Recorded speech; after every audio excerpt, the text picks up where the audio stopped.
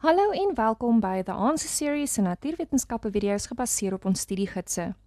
In hierdie video gaan ons kortliks die belangrike konsepte hersien wat ons in hierdie hele onderwerp reeds gedek het. Ons het begin deur te leer dat alles uit atome opgebou is. Atome is die kleinste boustene van materie wat self uit subatomiese deeltjies weer bestaan. Die 3 subatomiese deeltjies kom in spesifieke areas binne 'n atoom voor en hulle dra 'n spesifieke elektriese lading. Protone kom in die kern van die atoom voor en dra 'n positiewe lading.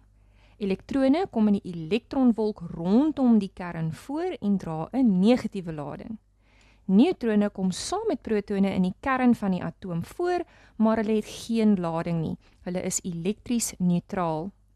Die aantal protone en elektrone van 'n bepaalde element kan bepaal word deur jou periodieke tabel van elemente te gebruik.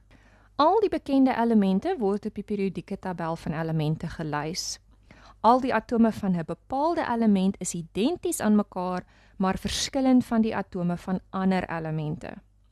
'n Element se atoomgetal kan ook gebruik word om sy posisie op die periodieke tabel te bepaal. Die atoomgetal sê ook vir ons hoeveel protone en elektrone in 'n neutrale atoom van daardie element voorkom. Elemente is suiwerstowwe, wat beteken dat hulle 'n konstante samestelling het en nie deur enige fisiese metodes geskei kan word nie. Verbindings word ook as suiwerstowwe geïdentifiseer. Die verskil tussen elemente en verbindings het te doen met die samestelling van hulle atome. Elemente sal altyd uit slegs een soort atoom bestaan, waar verbindings uit 2 of meer verskillende soorte atome bestaan, atome van verskillende elemente wat chemies aan mekaar gebind het. Molekules verbind hierdie 2 konsepte omdat molekules of elemente of verbindings kan vorm. Molekules bestaan uit 2 of meer atome wat chemies in 'n vaste verhouding aan mekaar gebind is. As die atome van die molekule van dieselfde soort is, word dit 'n molekule van 'n element of 'n diatomiese molekule genoem. Maar as die atome in die molekule verskillend van mekaar is, met ander woorde, dis atome van verskillende elemente wat aan mekaar gebind het, dan noem ons dit 'n molekule van 'n verbinding.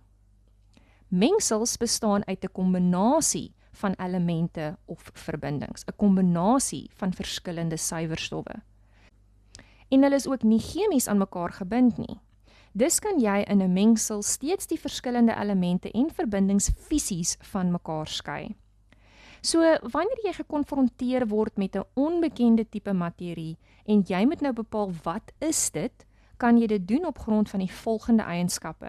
So hier's 'n mooi vloeidiagram wat jou daarmee kan help.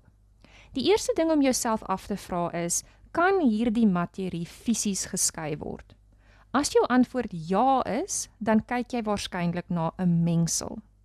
As jou antwoord nee is, het jy te doen met een van die suiwerstowwe, 'n element of 'n verbinding. Die maklikste manier om te bepaal watter een van die twee dit is om nou te vra, kan ek hierdie suiwerstof chemies afbreek?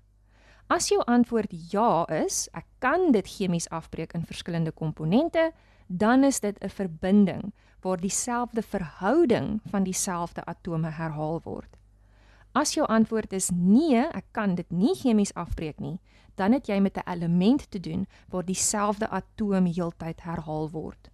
'n Element kan nie chemies of fisies afgebreek word nie, omdat daar eenvoudig niks anders is om dit in af te breek nie. Dit sal altyd dieselfde stof bly.